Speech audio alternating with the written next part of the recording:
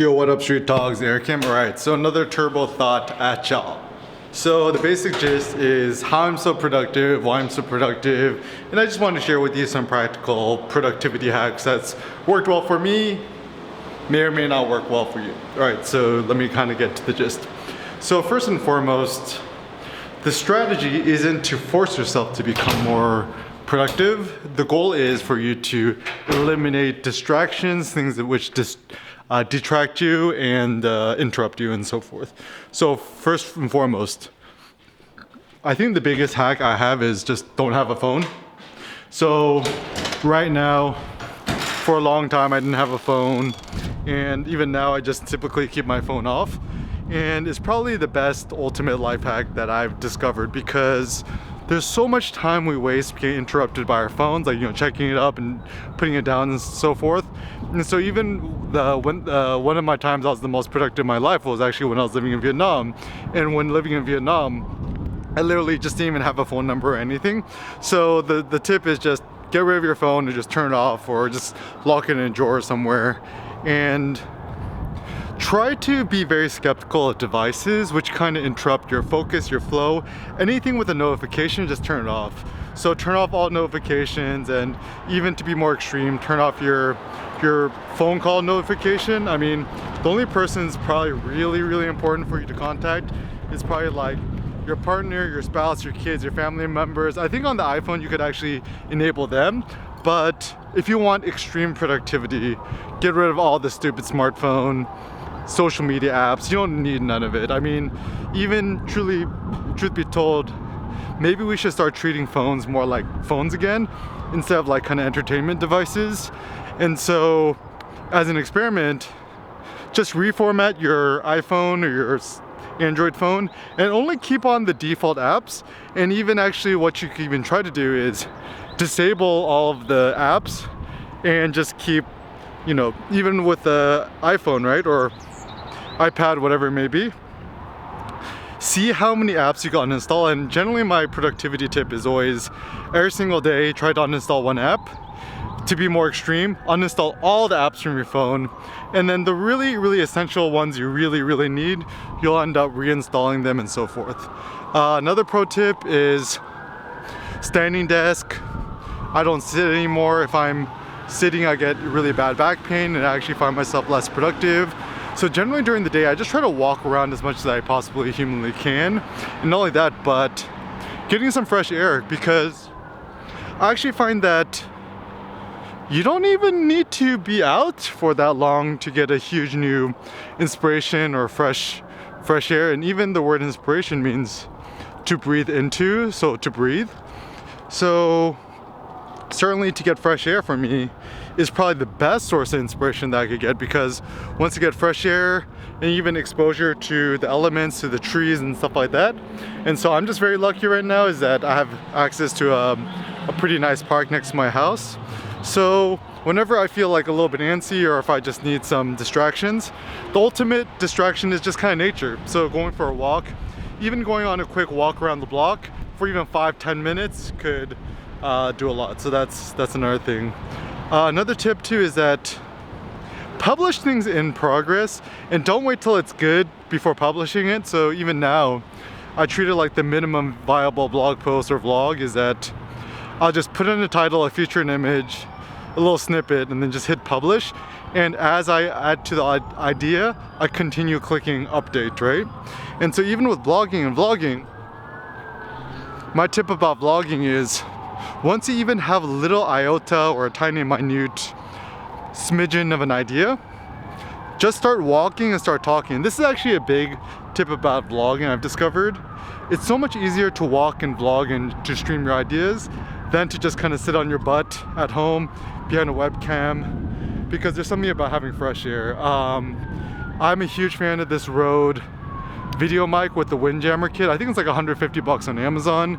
And the biggest benefit of this is that I could just kind of walk out here in public with you, and I could blog and vlog with you and talk to you in kind of a much more of a naturalistic way than I would if, just stuck at home, right? So this is a big life hack I've discovered. Also,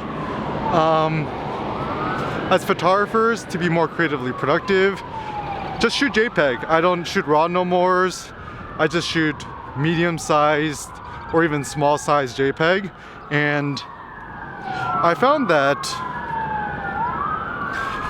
the nice thing about shooting JPEG or just using filters or whatever is that it streamlines your whole photographic process. And even when I shoot these video vlogs, I'm just shooting in intelligent auto mode on the Lumix G9, just using all auto everything as MP4 files. I drag it to my laptop. I don't touch none of the settings, and I go to, Safari, youtube.com/upload, and I just start immediately uploading the videos. So that's also beneficial to me. Other life hacks is, I feel like to alternate between warm and cold is actually a good way to get your blood moving. So I pretty much have been a religious cold water devotee. Cold showers for the last almost like 5 or 6 years, even during the winter time. So there's nothing better than a nice cold invigorating shower to kind of get your body going. And even now, like you can see, I'm just wearing a t-shirt. It's a little bit chilly outside, but I do find these quick, brisk walks very good to waken me up and enliven me. And I'm lucky though, because my apartment's like a steady 73 degrees, regardless of what the weather is outside. And yeah, like just even getting fresh air, looking at the sun, getting UV exposure, certainly it's good for our productivity. And also I'm kind of on two sides about this, is that like, first and foremost, I don't think we should be focused on the cult of productivity for productivity's sake, because we're not machines, nor should we. But when I talk about productivity, I like the notion of being fruitful, to share, to create without much hesitation, kind of like in the spirit of a child. Like if you think about a kid with a bunch of crayons, a kid, like a 2-year-old child, is the most artistically productive, fruitful, generative individual, because they create without self-doubt, they create without delay, and they don't really care so much to share their artworks with other people. Like I remember when I was a kid, I had a bunch of paper and I would just draw, sketch, crayon it up, and well, since I was done, I would just take out a new sheet of paper and just keep going at it. So I feel like now we care too much about approval, and I think that tends to be a bad thing for creativity. Yeah, and also like to even look at nature, look at flowers, look at natural life and stuff like that. Because even though all of us is freaking out about COVID and stuff like that, Mother Nature doesn't really care so much. Mother Nature just kind of keeps going and doing her thing.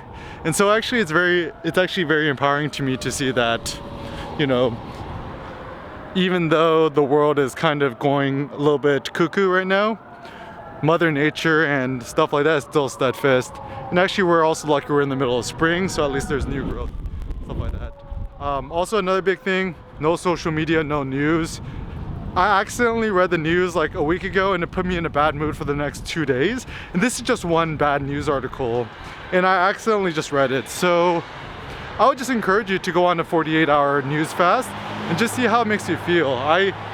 I can almost certainly guarantee it'll make you feel a trillion times better, because if you really, really need to focus on the local news, bookmark your local city or county government website. Like I'm currently here in Providence, Rhode Island, so if I ever need to read the news, I'll just go to the providence.gov website to figure out what's important. And the really, really, really, really important things will sooner or later get filtered to me through reality. So for example, if I wanted to go to a place to get food, I'll walk there and then it might be closed. But it's like, okay, I've kind of discovered that on my own. And so it seems that the news for the most part is pretty useless, and it very rarely is affected by our own real lives. Get as much sun as possible, and I don't know, I still do like this memento mori philosophy, is treat every single day as your last, because someday you certainly will be right.